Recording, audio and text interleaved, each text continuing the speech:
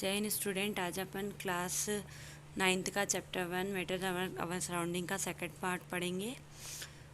इसमें मैं आपको बताऊंगी कि चेंज ऑफ स्टेट, जब स्टेट चेंज होती है तो क्या होता है। When a solid is heated is changed into liquid. जब सॉलिड को अपन हीट करते हैं तो लिक्विड में चेंज होता है। When a liquid is heated it change into gas. जब अपन लिक्विड को हीट करते हैं तो वो गैस में चेंज होता है। और जब अपन when a gas cooled it change in liquid, और जब गैस को ठंडा करते हैं तो वो लिक्विड में चेंज होती है। और when liquid is cooled it change into solid, और जब लिक्विड को कूल्ड करते हैं तो वो सॉलिड में चेंज होता है। If ice is heated it change into water. इसे एक एग्जांपल से समझेंगे कि जब अपन आइस को हीट करते हैं तो वो वाटर में चेंज होती है। If water is heated it change into steam. जब वाटर को हीट करते हैं तो वो स्टीम में चेंज होता है।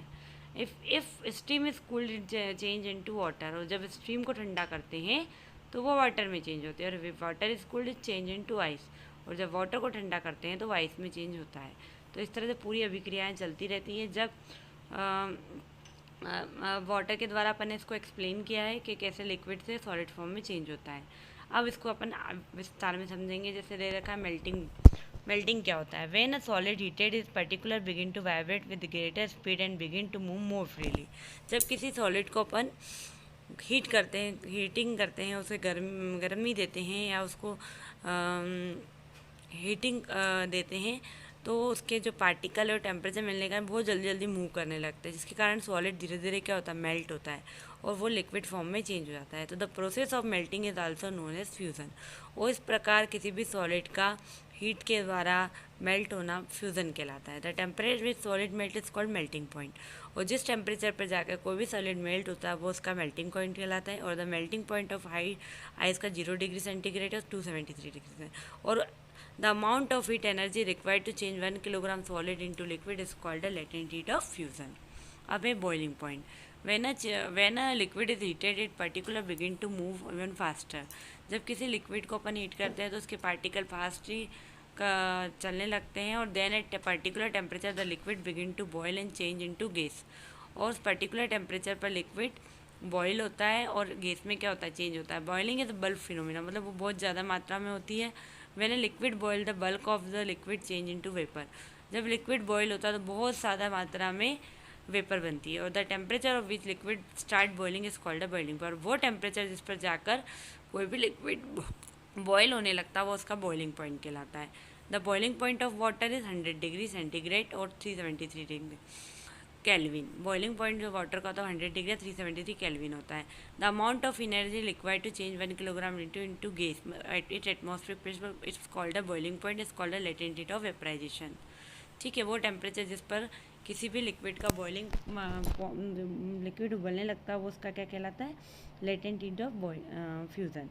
Sublimation, the change of state directly solid to gas to form to solid is called a sublimation. जब कोई सब्सटेंस डायरेक्ट सॉलिड से गैस में चेंज होता है तो उसे सब्लिमेशन कहते हैं। जैसे आप लोगों ने कपूर के बारे में सुना है, कैम्फर अमोनियम क्लोराइड को जब अपन हीट करते हैं तो वो डायरेक्ट काय में चेंज होता है, वेपर में, ना कि वो लिक्विड फॉर्म में चेंज होता है। जैसे कि इसमें एग्जांपल में एक चाइना डिश लगी, उस पर कीप रखी है, अपन उसमें क्या रखा है, चाइना डिश के अंदर नीचे से बर्नर से गर्म कर उसमें कुछ अमोनियम क्लोराइड रखा, ऊपर कॉटन से उसको बंद कर दिया है। और जब अपन इसे हीट कर रहे हैं तो अमोनियम क्लोराइड की वेपर बन रही है जो ऊपर जाके इकट्ठी हो रही है, वो सॉलिड फॉर्म में वापस से क्या हो रही है, चेंज हो रही है। मतलब ये बता रहा है कि सब्लिमेशन वो प्रोसेस है जिसके अंदर कोई भी सॉलिड डायरेक्टली गैस में चेंज होता है। इफेक्ट ऑफ प्रेशर, इफेक्ट का प्रेशर पे क्या इफेक्ट होता है गैसेस पर। When pressure is applied on gas the particular come closer and the gas change into liquid. जब अपन प्रेशर अप्लाई करते हैं किसी भी गैस पर तो उसके पार्टिकल एक दूसरे के बहुत पास हो जाते हैं, वो लिक्विड फॉर्म में चेंज होता है। लेकिन एक इसके लिए शर्त होती है कि तब टेम्परेचर क्या होना चाहिए, कम होना चाहिए। We can liquid gas by applying pressure and reducing the temperature. Temperature को क्या कम करना पड़ता है, कम करना पड़ता है। Compress solid carbon dioxide is called है ड्राई आइस। जब अपन सॉलिड कार्बन डाइऑक्साइड को कंप्रेस करते हैं तो वो ड्राई आइस में क्या हो जाती है, चेंज हो जाती है। If the temperature is reduce it change directly to gas without coming out of liquid state, so solid carbon dioxide is known as dry ice। Pressure लगाने पर वह जो गैस है डायरेक्टली सॉलिड फॉर्म में change हो जाती है, इसलिए कार्बन डाइऑक्साइड को ड्राई आइस के नाम से भी जाना जाता है। लेकिन अपने क्या शर्त है कि इसमें अपना जो टेम्परेचर है वो कम होना चाहिए और प्रेशर क्या होना चाहिए, ज़्यादा होना चाहिए। तो कोई भी लिक्विड जो है वो सॉलिड में क्या हो जाता है, चेंज हो जाता है। अब देखो ये inter converse 3 state of matter, 3 state की इंटर कन्वर्जन मेथड दे रखी है। The state of matter are inter convertible, the state of matter can be change by changing the temperature और प्रेशर। टेम्परेचर और प्रेशर को चेंज करके अपन किसी भी चीज़ को कर सकते हैं। सॉलिड पे अगर अपन हीट देंगे तो लिक्विड फॉर्म में चेंज होगा, लिक्विड को अगर अपन हीट देंगे तो वेपराइज होगा, और गैस डायरेक्ट सॉलिड में और सॉलिड डायरेक्ट गैस में चेंज होता है जब अपन टेम्परेचर देते हैं। अगर गैस को अपन कंप्रेस करेंगे तो लिक्विड फॉर्म में चेंज होगा, लिक्विड को अपन और ज़्यादा कंप्रेस करेंगे तो वो सॉलिड फॉर्म में चेंज होगा। इस तरह से प्रोसेस पूरी तरह इंटर कन्वर्जन फॉर्म में मैटर की 3 स्टेट में चलती रहती है। लेकिन इसके लिए टेम्परेचर और प्रेशर दोनों ही मायने रखता है। अगर टेम्परेचर इंक्रीज होगा और प्रेशर कम होगा तो कोई भी चीज़ सॉलिड फॉर्म में चेंज होगी, है ना। जैसे कि दे रखा है कि सॉलिड लिक्विड में होता है, फिर लिक्विड गैस में होती है, और फिर ऐसे गैस लिक्विड में और लिक्विड सॉलिड में चेंज होता है। इसके बाद आता है अपना evaporation. The change of a liquid into vapour of any temperature below it's boiling point is called evaporation. वो टेम्परेचर जिस पर जाकर कोई भी लिक्विड वेपर में चेंज हो जाता है वो उसके क्या कहलाता है, वो below the boiling point is called off evaporation. Evaporation surface phenomena, evaporation surface phenomena, इसको एक एग्जांपल समझ सकते हैं। जब अपन कपड़ों को डालते हैं तो उसको चौड़ा करके या फैला के डाला जाता है, क्योंकि अगर सरफेस एरिया बढ़ता है तो एवोप्रेशन क्या होता है, जल्दी से होता है।